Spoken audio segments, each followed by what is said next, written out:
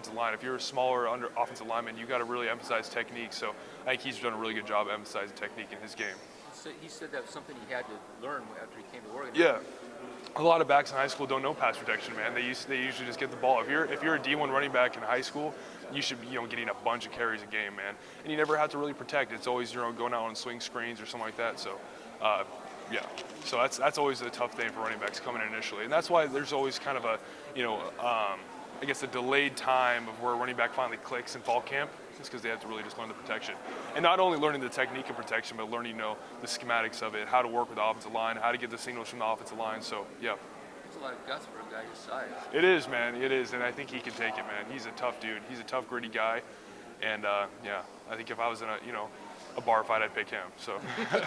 Yeah. Do you guys ever help the running back with technique when it comes to pass block protection? No, Coach Master does a great job with that, man. And I think our techniques are a lot different than the running backs. I think mostly we're working with the running backs, trying to get us all on the same page with our hand signals and knowing if it's empty, if it's 5-man, if it's 6-man protection. So yeah, it's mostly just being on the same page.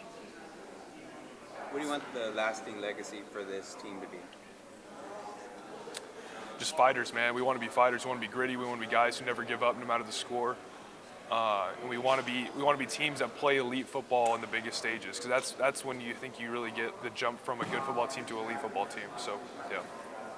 We can go back to spring ball when it started for this year.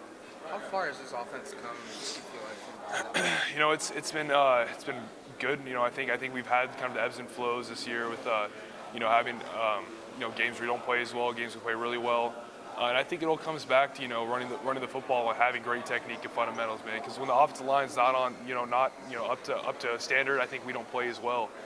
You see that with a couple games, man. But when we do click, that's when we usually have a good offensive output. So I think it relies a lot on us, and I think we really like having that kind of weight on our shoulders, the offensive line, and we got to continue to be better. That adjustment ebbs and flows. How much does it help that there's so many 4-year starters on this team? Roy was saying that he doesn't really have to tell you guys what to do because you've done it before. Yeah, and I think it's the offensive line are leaders on this football team too, so that helps. Just all the things that we've been through and all the things that we've seen. If one team does a blitz, we've seen it, 3 other teams do over the course of 4 years. So we understand, tendencies of defense, and we just understand, we're comfortable with anything, because a lot of defensive coordinators like throwing stuff they've never shown before against, new opponents. So we've seen it all, man. I feel like, and just the comfortableness we have with each other is just second to none. So yeah.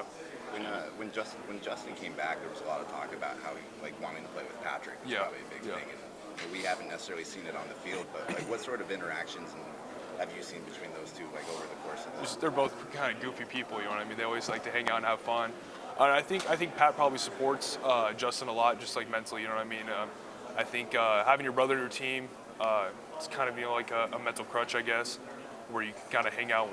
If you're having a hard day, your little brother's there, kind of you can razz on him a little bit. That's how I'd feel if my little brother's on the team. But at the same time, Pat's gonna be a really good football player, and I think Justin's just kind of teaching him what it takes to be an elite college football player. So it's been kind of cool to see that. Does Justin ever beat up on him like a typical? He'll throw punches, man. It's funny. Like at the arm, he'll give him a punch in the whatever you call it, Charlie horse or whatever. So yeah, he has fun with them. That's the same thing I do with my little brother. So yeah. So Wisconsin front seven, one of the best at generating sacks. For sure. About that unit and why they've been so successful. I think the D tackles do a really good job of getting, pushing collapsing the pocket, and the edge rushers I think are really physical guys, and they do a really good job of just beating people on effort. They're not going to give up, and they're always fighting, man. They're always fighting, and both those linebackers have a bunch of sacks just because they're smart football players. They're really instinctual, and they're able to get to the passer, man. So yeah. How big is communication this week? Just the way they like to crowd the line of scrimmage and make you guess what's coming. Yeah. It's just being on the same page with the running back, man. And if Justin can see something, if we can flip protections, he's been doing a great job of doing that all season long. So basically just being in tune with the running back and making sure he knows who he has every single play. And basically communicating, it's hard to communicate with hand signals. We got to communicate with our words too. So if CJ can't see something, or if Travis can't see something we're doing, we got to be able to shout back like, hey, you got to see this. And we go through so many looks at practice, man. We've seen every look possible these last 2 weeks. We've been diving in like crazy to them. So anything happens, I think that we're confident enough to pick it up. So. You talked about this before. back 3 years, and Mario first gets here as an assistant and stuff, and obviously you guys rallied around him. That's Yeah. he's here.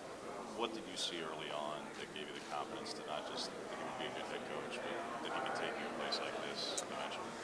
I think his mindset of practices were a lot different than I've ever seen. Beforehand, practices were practice. You know what I mean? It was half speed stuff. It wasn't stuff to get you physically ready for a physical game like this.